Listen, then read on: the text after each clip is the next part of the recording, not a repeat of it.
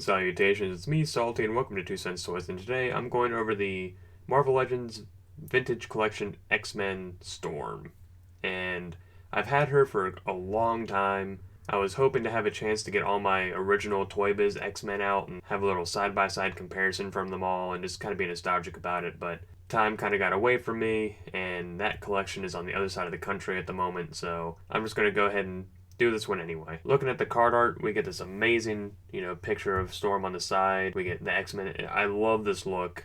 The Toy Biz X-Men from, the early 90s. Those were my first X-Men toys. X-Men were kind of my first superheroes along with Spider-Man. And this card art always takes me back. And looking at what we get, we get the lightning effects that we've seen 1,000 times, and we get Storm herself. Looking at the back, we get a nice picture of Storm, a read-up. We get who else was available: Storm, Wolverine, Dazzler, Iceman, Silver Samurai, and Cyclops. You've seen my reviews on Iceman, Silver Samurai, and Cyclops. Now, what's interesting is that if you look at the original releases for like Apocalypse, Juggernaut, Magneto, Wolverine, Cyclops, Nightcrawler, Colossus, Archangel, like all those, like we have those first versions in Marvel Legend form already, but we still don't have Storm. Her first one was actually black with a lightning bolt on her chest. So I feel like they went with white just because this is the one from the cartoon, and I feel like the 90s are kind of coming back, so they went with this version. I imagine we'll eventually get a black costume Storm, but right now, this is the Storm I grew up with, and I'm happy to have her in my collection. So let's go ahead and get her open, go over articulation.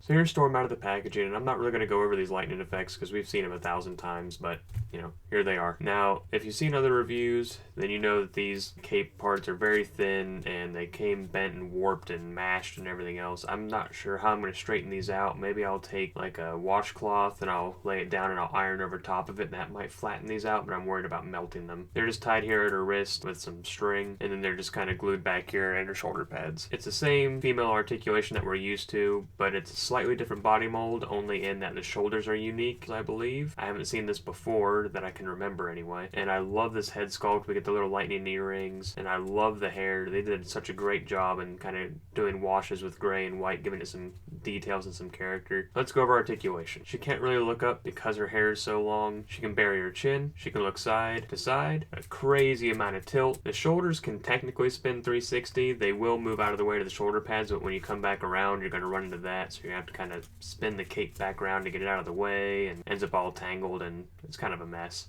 The shoulder comes up past 90. We have the single jointed elbow that's standard with females. Elbow swivel. We have wrist pivot and wrist swivel. She barely crunches forward, leans way too far back and gives you a gap in the front. We get some really nice side to side swivel. She kicks forward, kicks back a little bit. We have a thigh swivel. We have double jointed knees. Ankle goes forward, ankle goes back, and rocker. Now, unfortunately, if you collect any kind of Marvel Legend, then you know that the female body molds are very flimsy. They're kind of made of rubbery plastic, and it's really unfortunate.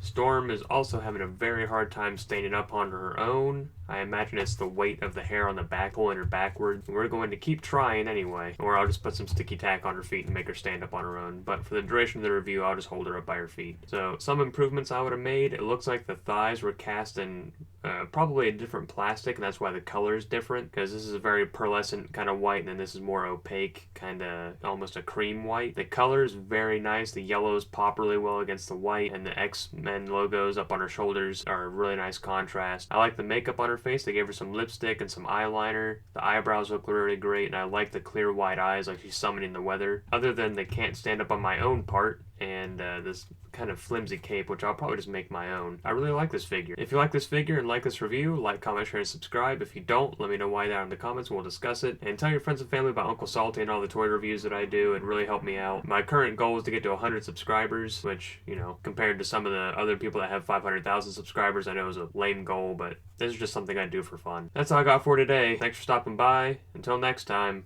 I'm Salty, signing off.